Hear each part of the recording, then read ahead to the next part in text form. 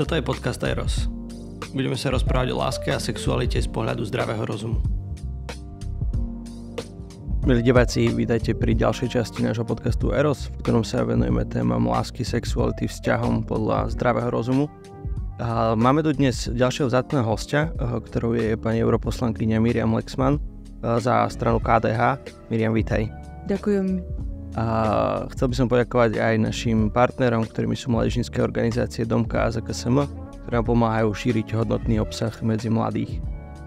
Našou dnešnou témou je taká zaujímavá téma, možno nie úplne tak naprvú zrozumiteľná, a je to téma ľudskej dôstojnosti.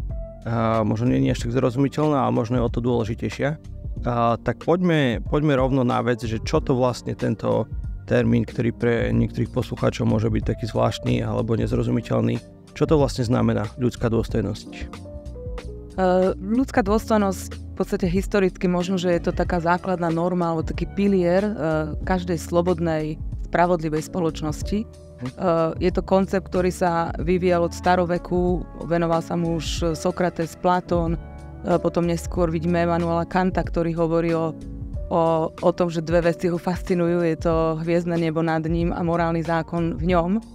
A tento koncept bol najviac asi rozpracovaný katolíckou cirkvou v sociálnej náuke cirkvi, kde vidíme historicky, ako sa tomu venujú jednotliví pápeži v týchto encyklikách. Možno by som spomenula Rerum Novarum Leva XIII., ktorý v podstate reagoval, to bola asi taký prelomová encyklika, ktorá sa venovala veľmi silno spoločenskému dianiu, vtedy nastupoval marxizmus a vlastne pápež Lev XIII tejto encyklike dal ako keby takú odpoveď na to, ako sa majú riešiť sociálne otázky, ktoré sa týkajú chudoby, práce, vzťahov človeka k práci a k tvorbe materiálnych dobier. Ako sa to má uchopiť inak ako marxizmus, ktorý vieme, a už potom v skúsenosti sme to aj videli, žiaľ na Slovensku počas totality komunistickej, že odoberá aj dôstojnosť, aj slobodu človeku práve s tým cieľom ako keby z vrchu tvoriť to ekonomické dobro, čo samozrejme úplne zlyhalo. Čiže tento koncept v podstate vníma ľudskú osobu ako centrum toho diania a od nej sa má odvíjať ako keby to politické dianie, prináša sa tam aj ten princíp subsidiarity, čo znamená, že tá politika sa má tvoriť čo najbližšie človeku, vždycky z dola. Mohli by sme povedať, že človek tu nie je pre štát, ale štát tu je pre človeka, takéto niečo? Tak by sme to mali presne povedať, a že tá tvorba, tá kreativita človeka nemá byť nejakým spôsobom normalizovaná, ale človek sa má čím slobodnejšie môcť venovať tomu, aké to svoje okolie chce mať, a tá politika sa má teda tvoriť z dola nahor. Ale vrátim sa vlastne k tomu princípu samotnému. Jan Pavel II ešte ako kardinál v mnohých spisoch tiež sa veľmi hlboko venoval tej otázke ľudskej dôstojnosti. Treba povedať, že vlastne je to ako keby odpoveď na tú základnú otázku, ktorú si teda kladol aj ten sekulárny svet, aj tá sociálna náuka, že kto je človek. A svätý Jan Pavel II hovorí veľmi silno, sa vracia k tomu svedomiu, čo v podstate aj sme videli už aj u toho Kanta, ten morálny zákon vo mne, že to svedomie je vlastne tá inštitúcia, cez ktorú človek spoznáva svet a vytvára si vzťahy, a to nás prirodzene vedie k poznávaniu dobra alebo rozpoznávaniu dobra až teda k tomu najvyššiemu dobru, ktorým je Boh. My vieme, veríme, že sme stvorení na obraz Boží a vlastne to svedomie alebo ten morálny zákon v nás je vlastne tým zrkadlom Božím, ktoré nám pomáha toho Boha rozpoznať. Táto sociálna náuka, ešte poviem jednu vec, sa vytvára hlavne vo vzťahoch, čiže je to vždy ja a ty, ktoré cez človeka nás vedie až k tomu ty s tým veľkým T, ktorým je Boh. Krásne to rozpracoval aj Martin Buber, ktorý napísal o tom aj dielo, kde vlastne hovorí, že cez toho druhého, že človek nemôže sám ako keby ostať tým dobrým jednotlivcom, ale že všetko sa vyvíja v tých vzťahoch. A to je tak ja a ty? Áno, presne, sa dostaneme až k Bohu. No, aj z toho, čo hovoríš vlastne, že veľakrát si spomínala cirkev, stvorený na obraz Boží a tak ďalej, ale však je tu veľká časť ako keby spoločnosti, ktorá nie je veriaca a nerešpektuje ako keby to, čo hovorí cirkev, ako niečo normatívne. Funguje termín ľudskej dôstojnosti aj, povedzme, že v sekulárnom kontexte, alebo že keď není podopretý nejakou náboženskou vierou alebo nejakou náboženskou inštitúciou? Určite, v podstate on možno sa tak odvíjal od tých ľudských práv, to už začalo teda, alebo je silným takým momentom bola prijatie Magny Charty, ale treba povedať, že ten termín technicus, ktorý ľudská dôstojnosť sa už používa vo Všeobecnej deklarácii ľudských práv OSN, ktorá bola prijatá po druhej svetovej vojne. Vieme, že to bola ako keby reakcia na to strašné zlo, ktoré aj prvá svetová vojna, druhá svetová vojna priniesli pre človeka a ľudstvo sa nejakým spôsobom začalo zamýšľať, že ako tomuto zlu zabrániť a teda to dalo ten hlavný dôvod tej Všeobecnej deklarácie ľudských práv, ktorá sa začína: všetci ľudia sa rodia slobodní a rovní v dôstojnosti a v právach. Čiže tam jasne ako keby tá dôstojnosť človeka práve v tej rovnosti a v tej slobode je ukotvená. Európska únia má tiež v charte základných práv prvý bod tiež reflektuje ľudskú dôstojnosť, ktorá je neodňateľná. Čo znamená, že vieme, že tie rôzne totalitné režimy nejakým spôsobom dokážu ohraničiť tie ľudské práva a slobody, právo voliť, slobodne vyjadriť svoj názor a tak ďalej. Ale tým, že tento koncept ľudskej dôstojnosti sa považuje za neodňateľný, čo znamená, že ako keby aj medzinárodné právo vždy uznáva každému človeku tú dôstojnosť bez ohľadu na to, ako sa akýkoľvek totalitný režim alebo niekto druhý snaží tú dôstojnosť tomu človeku odobrať. To je vlastne zaujímavé, že my možno ani tak nevieme povedať nejakú jednoduchú definíciu, nie že toho, že čo to je tá ľudská dôstojnosť, ale že nejak tak lepšie to vidíme práve vtedy, keď je pošľapávaná alebo porušená. Nie? Že práve, ak si povedala, že aj tá Všeobecná deklarácia je odpoveďou na to, že ako veľmi bola pošľapaná ľudská dôstojnosť či židovského národa, alebo teda však aj iných ľudí. Je to tak, alebo to vieme aj nejak pozitívne definovať?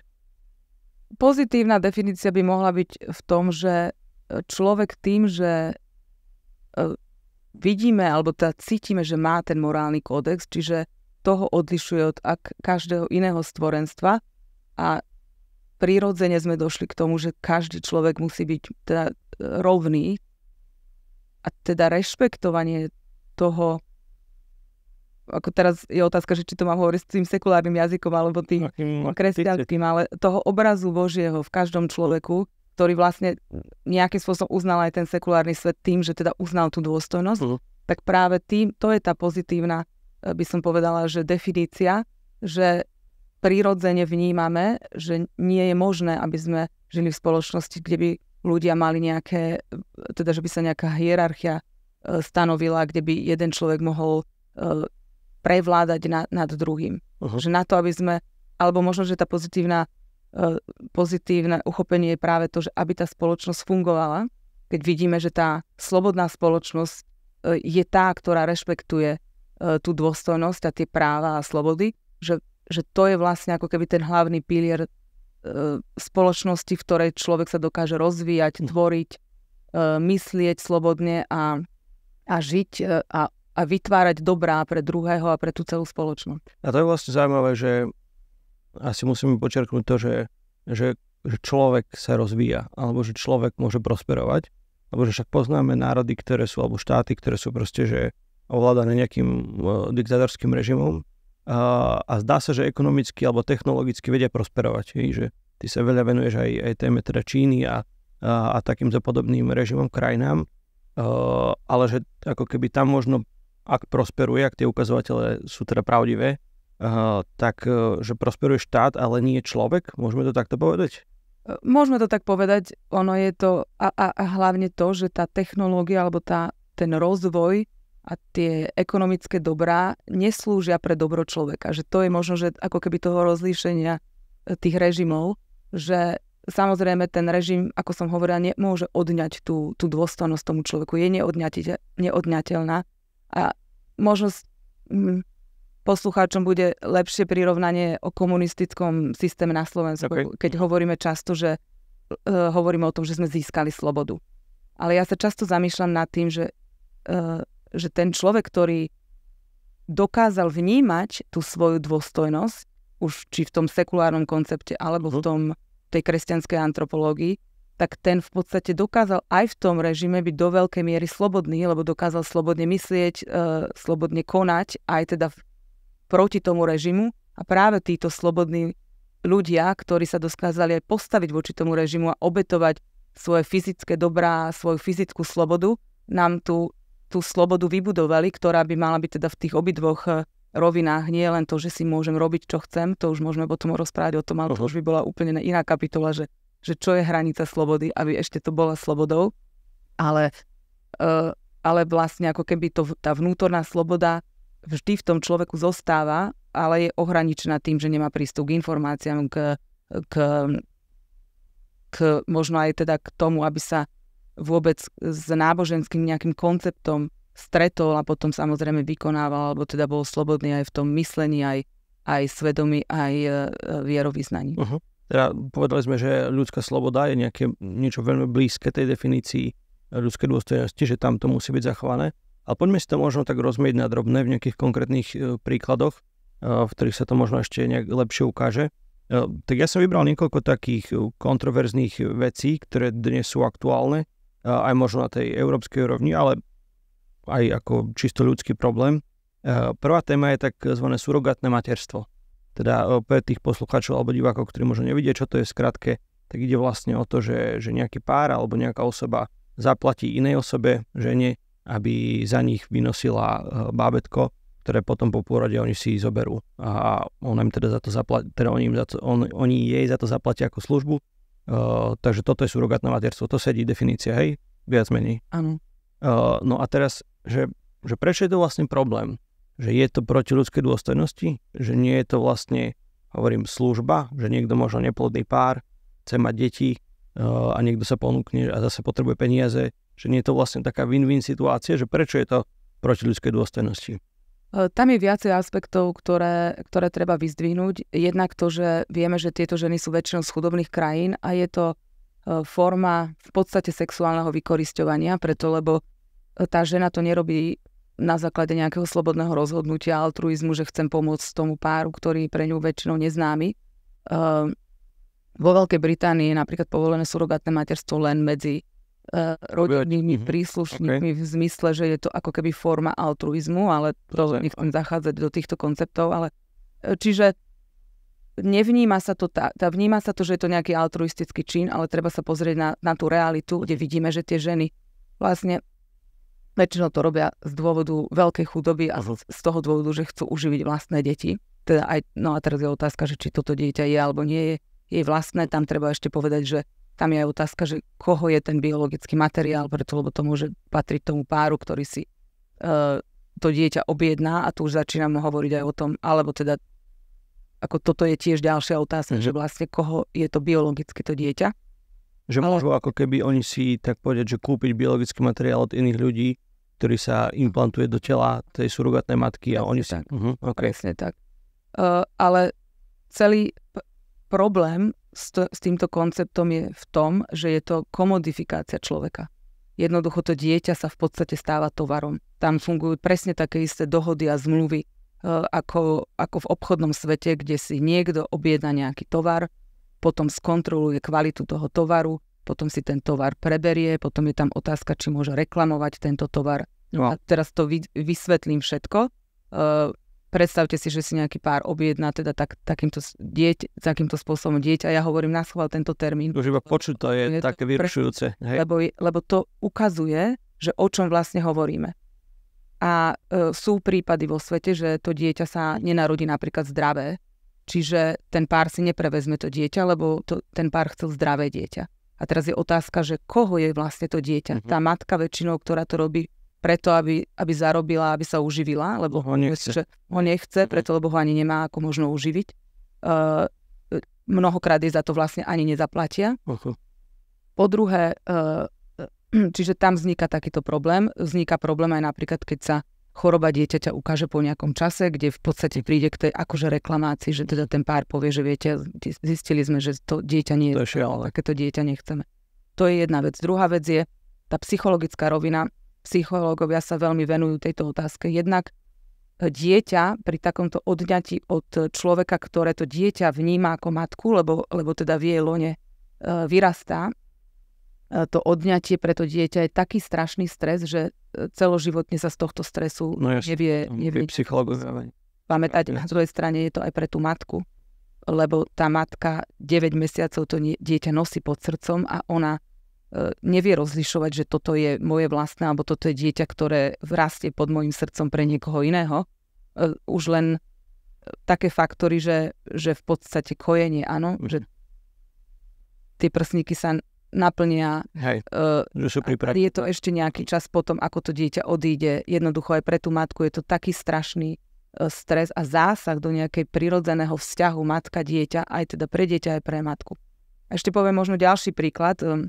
Chcem spomenúť deklaráciu práv počatého dieťaťa z 1999, ktorá prišla, teda na ktorej sa dohodli organizácie a známi ľudia, organizácie ako Úsmev, ako Dár, Domka, alebo tá ERKO, ktoré robia s deťmi. A to je slovenská vec. Je to slovenská vec. Pred 25 rokmi, teraz sme mali výročie, mali sme aj vo Fóre života také stretnutie, kde sme sa venovali práve tejto deklarácie, je 25. výročia, kde sa jasne hovorí napríklad aj to, že teda nie už len o tom práve na život od počatia, čo aj medzinárodné právo nejakým spôsobom uznáva, ale teda stále sa... A keď dnes sa to... Stále toto právo musíme bojovať a spochybňuje sa napokon, však aj my máme v ústave, že život je hodný ochrany od počatia. Ale hovorí sa tam aj o právach, napríklad, že každé dieťa má právo na matku a otca a život v rodine, čo pred tými 25 rokmi v podstate bolo veľmi vizionárske. A tu poviem napríklad aj príklad v zmysle, že takéto surogátne deti, predstavte si, že má, neviem, je tínedžer a začne hľadať svoju minulosť. Začne sa pýtať a hľadá, kto je vlastne jeho matka, otec a v podstate aj medzinárodné právo uznáva, že každé dieťa má právo na poznanie svoje matky a otca. Lenže tu tá obchodná zmluva toto v podstate znemožňuje. Lebo tam je utajené, kto sú vlastne tí biologickí donory a tým pádom, a teda aj identita tej matky, ktorá vynosila to dieťa. Čiže tu aj prichádza po rokoch, keď sa tieto deti vyrastú a začínajú sa domáhať svojich práv k veľkým súdnym procesom, kde v podstate my odoberáme týmto deťom to právo na poznanie niečoho, čo je základ ich existencie a čo je také ako keby prirodzené, že každý chce a túži potom, aby spoznal svojich predkov, lebo toho nejakým spôsobom identifikuje. A už nehovoriac aj o tom, že keď budeme žiť v svete, že ľudia nepoznajú, kto sú svoji, teda otcov a matky, tak potom je aj veľmi ťažko uzatvárať manželstva, pretože to môže spôsobiť aj to, že ľudia, ktorí majú veľmi príbuzný vzťah, o tom ani nebudú vedieť. To je zaujímavé. Takže chápem to tak, lebo že vlastne, že z pohľadu tých nejakých, že ľudí, ktorí chcú to bábätko a žena, ktorá povedzme, že chce peniaze, tak tam sa môže zdať ako keby, že však oni sa preto slobodne rozhodnú, tá sloboda je presne, že veľmi blízka k tej ľudskej dôstojnosti, že tam to možno vypadá tak altruisticky, ale že problém je vlastne v tom, že do toho prichádza iná osoba, ten iný človek, to dieťa, nie? A tam vlastne potom však aj sekulárny kontext uznáva to, že moja sloboda končí tam, kde začína sloboda druhého a vlastne, že tam vstupuje ďalšia osoba a toto celé problematizuje. Presne tak, čiže ten vzťah je nastavený takže degraduje vlastne tú dôstojnosť jednak aj tej matky, aj toho dieťaťa a limituje ich základné prírodzené práva, ktoré sú definované aj v tom sekulárnom svete, aj teda aj v tej kresťanskej antropológii. A ja chcem spomenúť aj to, že vlastne už sa postupne svet stavia proti tomuto fenoménu. Ja som signatárkou dohovoru z Casablanky, kde svetoví lídri sme sa podpísali pod takú deklaráciu, kde žiadame celosvetový zákaz surogátneho materstva práve preto, že to hrubo porušuje ľudské práva, slobody a dôstojnosť človeka.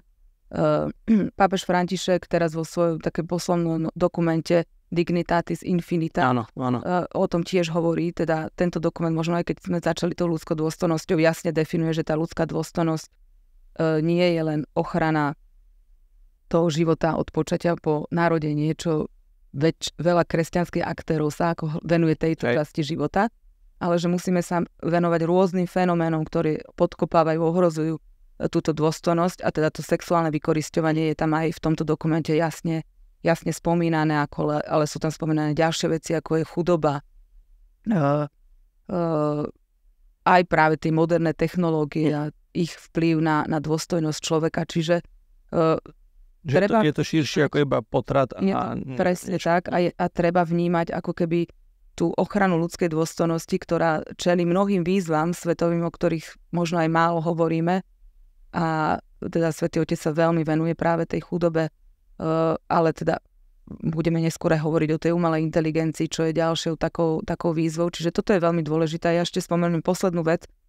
No, teraz na poslednom plenárnom zasadnutí budeme schváľovať zasadnutie Európskeho parlamentu. Áno, smernicu o boji proti obchodovaniu s ľuďmi, kde sa mi podarilo síce trošku takým oklieštenejším spôsobom, ako som chcela, ale presadiť práve aj zmienku tohto sexuálneho vykorisťovania, teda to surogátne materstvo je jeho súčasťou alebo jeho podobou, kde vlastne toto za určitých okolností bude aj trestným činom a teda bude to postihnuteľné. Super. Ale hoci treba povedať, že na začiatku, alebo pred niekoľkými rokmi, my sme ešte videli tak, že tu sa ako keby tí kresťanskí politici zhodli s ľavicovými političkami, ktoré bojujú za práva žien, lebo tieto tiež uznávali ako forma vykorisťovania chudobných žien. Ale ako keby sa zdá, že tým, že pochopili, že my vieme tento koncept vlastne využiť na presadenie svojho konceptu vnímania ľudskej dôstojnosti, tak odrazu aj niektoré tie ľavicové aktérky začali vlastne, alebo neschvaľujú tie naše postupy, kde sa snažíme zjednotiť v tom, aby sme naozaj tomuto zabránili. Možno ešte k tomu, lebo však máme ešte ďalšiu tému, ktorú by sme chceli prebrať, ale že ešte taká krátka otázka, že napadá mi, že môže človek ako keby aj sám sebe pošliepať tú ľudskú dôstojnosť, lebo hovorili sme väčšinou o tom, že niekto iný, že vykorisťuje, zneužíva, že vo vzťahu k iným ľuďom, ale že môžem ako keby aj ja sám sebe pošliapať tú ľudskú dôstojnosť, alebo tá sloboda je tam taká dôležitá, že vlastne, keď ja sa preto rozhodnem, aj keď je to možno zlé pre mňa, tak to nejak nenarúša tú ľudskú dôstojnosť. Nenarúša v tom koncepte, ako sme hovorili, že to neodňateľné. Čiže ako keby akokoľvek sa človek správa, tak ako keby nikto nemôže odňať, ani teda ten človek sám sebe. A možno, že to je jednoduchšie vysvetliteľné v tej kresťanskej antropológii, kde vidíme, že každý človek je stvorený na obraz Boží a boli rôzne diskusie o tom, že do akej miery napríklad takí veľkí zločinci, ktorí spôsobili vojny, genocídy, ktoré stáli za nejakým systémom, ako likvidovať človeka, že do akej miery ako keby týchto ľudí máme stále rešpektovať ako slobodné stvorenie Božie, ale ten koncept by nefungoval, keby sme to nerobili, keby sme ako keby neuznali tú dôstojnosť niekomu kvôli tomu, že nám sa nepáči, ako sa správa, alebo porušuje nejaké tie základné normy, na ktorých sa ľudstvo dohodlo, lebo potom by tam už bola otázka, že kedy nastáva odobratie tej dôstojnosti alebo neuznanie, do akej miery to môžeme uznávať a nebola by tam vlastne tá istota, že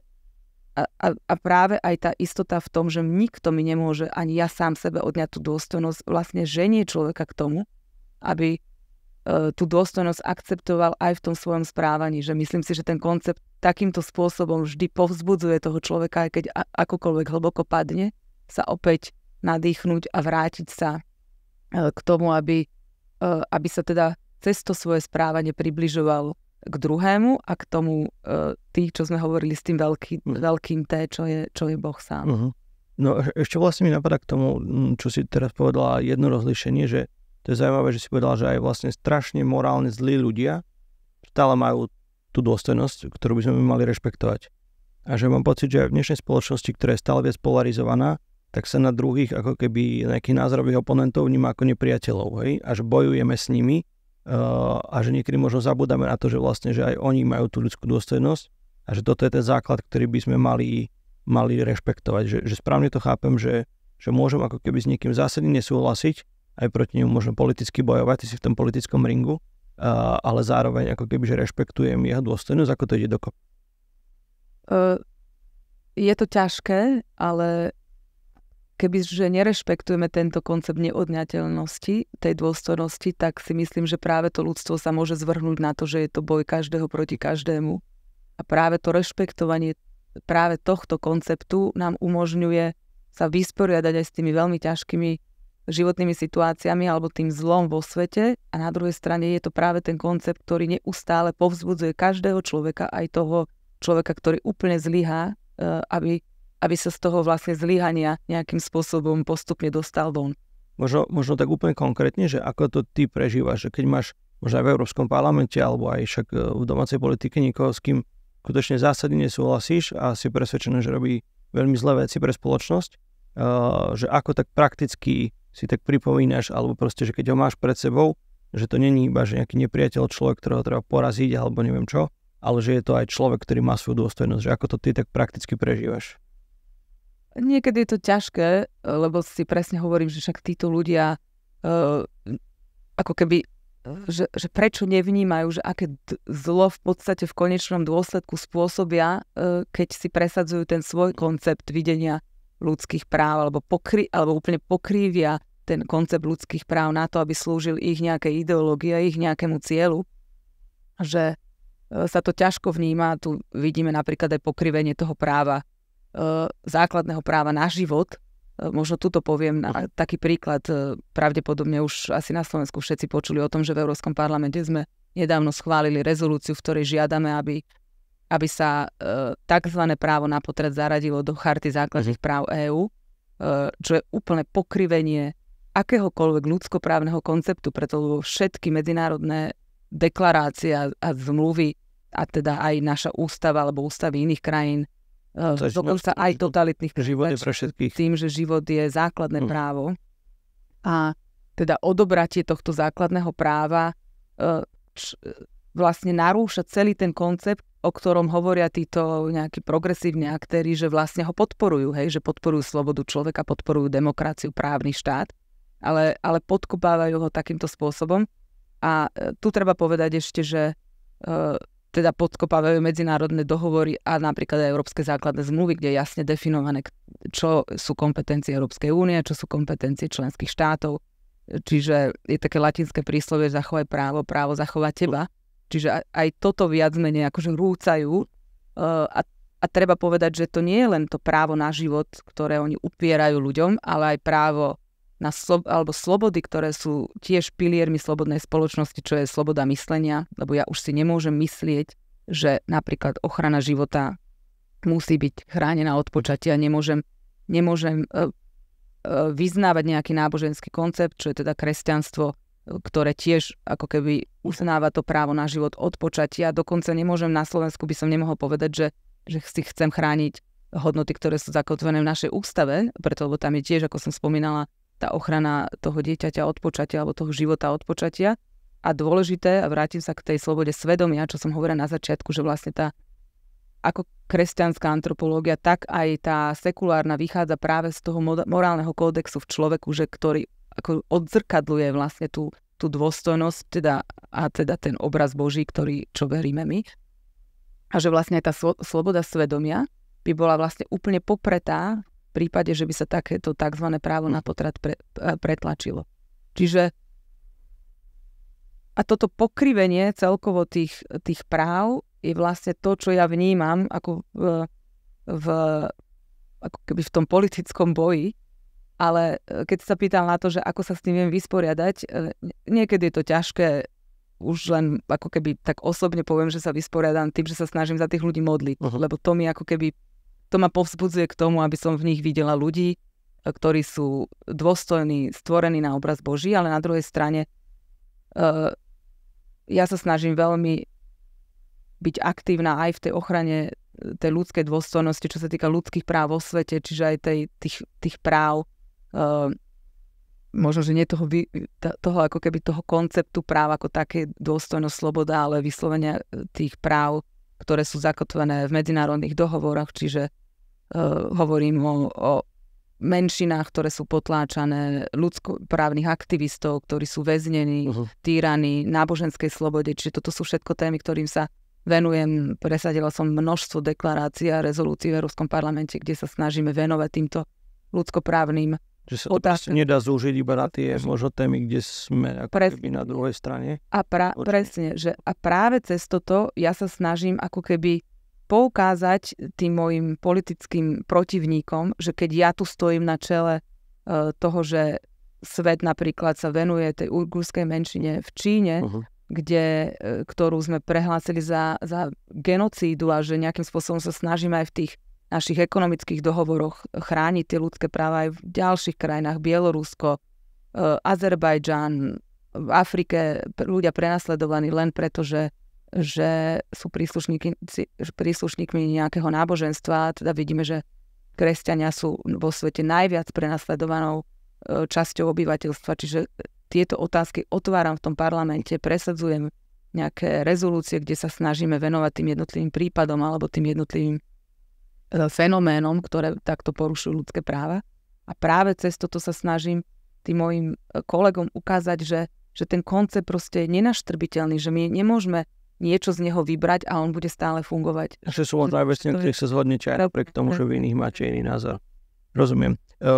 No, mal som tu ešte veľa tém pripravených, poďme aspoň k jednej ešte uchopiť ten koncept dôstojnosti z takej inej strany.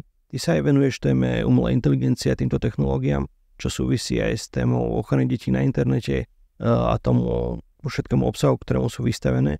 Tak poďme sa ešte na toto pozrieť aspoň v pár minútach, že teda aká je podľa teba umelá inteligencia hrozbou pre ľudskú dôstojnosť. Však akože treba povedať, že v prvom rade je to veľké dobro, v zmysle, že nám to ponúka veľa možností, ale teda teraz sa chceme zazumovať na tie riziká, že prináša to aj určité rizika, s ktorými treba pracovať. Tak ako vnímaš tú tému umelej inteligencie ako možno v súvislosti s tou ľudskou dôstojnosťou?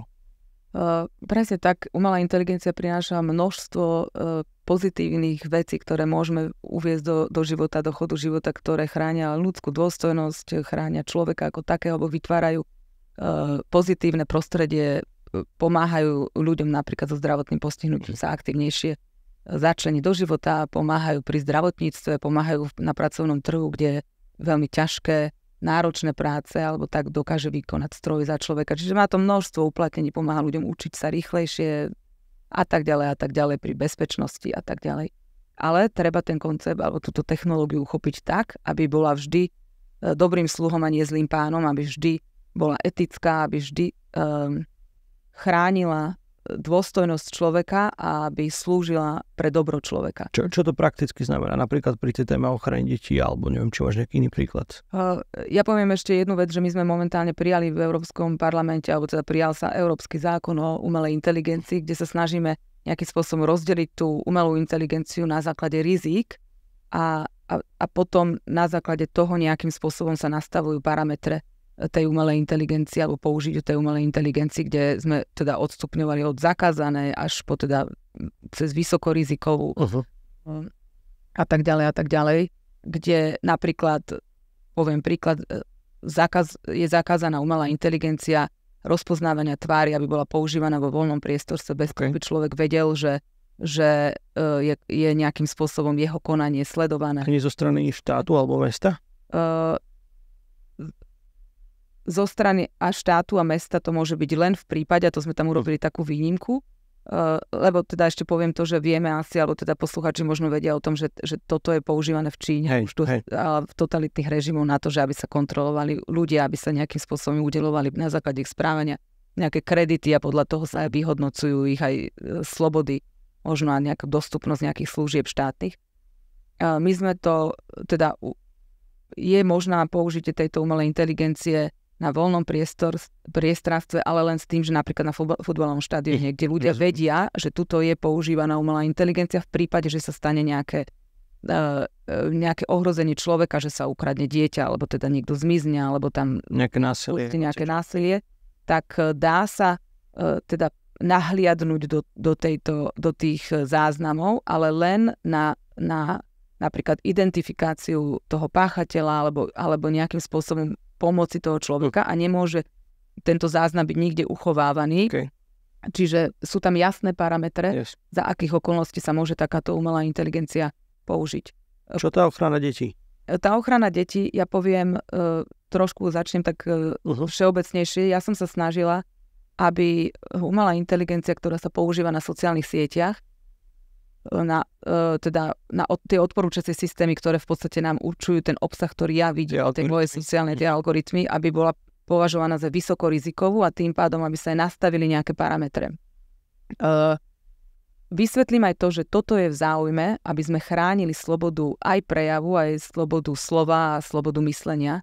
Preto, lebo niekedy vnímajú ľudia to tak, že akýkoľvek zásah do tých sociálnych sietí môže znamenať ohrozenie ich slobody.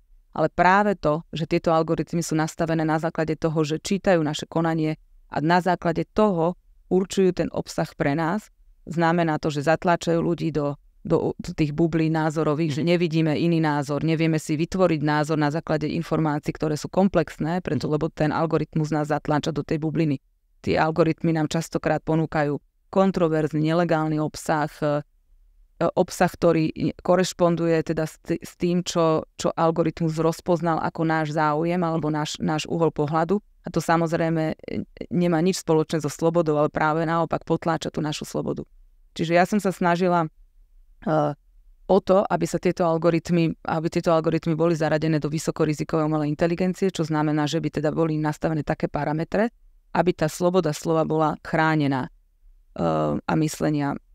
Podarilo sa mi to presadiť do pozície Európskeho parlamentu, ale žiaľ nepodarilo sa mi to presadiť do tej finálnej pozície toho zákona o umelej inteligencii. A teraz sa teda dotknem už aj tej ochrany detí na internete. Ja veľmi sa silne venujem tejto problematike, lebo vidíme, že tie sociálne siete, teda sú tam mnohé nástrahy, jednak aj to sexuálne zneužívanie detí online, čo je jedna obrovská kapitola.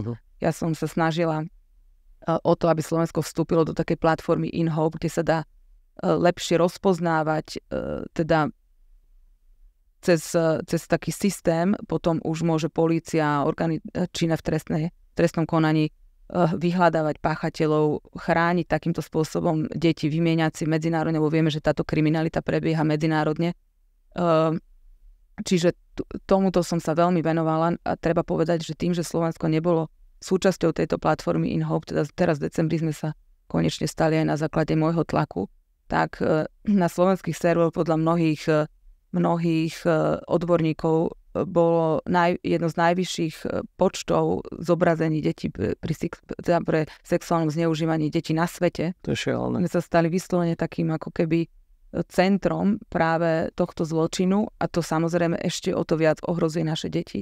Podľa štatistík deti na Slovensku dostávajú 1/3 detí dostáva požiadavky, aby poslalo svoje nahé telo v zobrazení nejakým... 1/3, to znamená každé tretie dieťa. Každé tretie. To je šialené. Aby poslalo takýto obraz. Vieme, že už sa to nejakým spôsobom limituje, že deti sa naučili, že sa majú akože chrániť a neposielať takéto obrazy tretím osobám, ale je to veľké nebezpečie pre naše deti a treba naozaj venovať veľké množstvo pozornosti tejto oblasti. A je tam ešte samozrejme celá tá ďalšia oblasť, kde keby sa by som povedala, že tá úprava tých algoritmov prešla v tej legislatíve, tak si myslím, že by to zvýšilo aj ochranu detí a mládeže alebo vôbec celkovo obyvateľstva pred tým, že vidíme, že tieto sociálne platformy na základe rozpoznávania citlivých dát o deťoch, čo je mimochodom v Európskej únii zakázané, tie platformy v prípade dospelého človeka, ak im to povolí, teda teraz by mali byť aj tie systémy, kde si vlastne môžeme odkliknúť, že aké údaje o nás môže tá platforma si uchovávať. Malo by to byť transparentnejšie. Ale keď hovoríme o deťoch, tak o deťoch by sa tieto citlivé údaje nemali vôbec zbierať zo strany tých platform, ale vidíme, že sa to deje. Sú aj rôzne súdne procesy, kde sa vlastne dokázalo, že tie citlivé dáta boli využívané pri ponúkaní toho obsahu tomu dieťaťu. A tu treba povedať, že vlastne je dokázané, že mnohé tie platformy, tie sociálne siete v podstate, ja to poviem možno na príkladoch. dievča si vyhľadáva, že ako schudnúť, preto lebo má problém s nadváhou, alebo teda myslí si, že má problém, mnohokrát to je iba v hlave toho dieťaťa, dievčaťa. A tie sociálne siete mu začínajú ponúkať systém, ako si vyvolať anorexiu, bulímiu, že toto je videá, ktoré im hovoria o tom, že toto je zdravý životný štýl mladej dámy a tak ďalej a tak ďalej. Vieme, že mnohým deťom sa zobrazujú tie videá o tom, ako sa seba poškodzovať, ako seba poškodzovaním si nejakým spôsobom pomôcť pri rôznych pocitoch úzkosti. Čiže keď to dieťa hľadá pomoc online na pocity úzkosti, tak vlastne tieto algoritmy ponúkajú tomu dieťaťu seba poškodzovanie, rôzne násilie na sebe, ktoré už aj dokazateľne žiaľ v niektorých prípadoch, čo boli aj v členských štátoch Európskej únie, priviedli tieto deti až k smrti.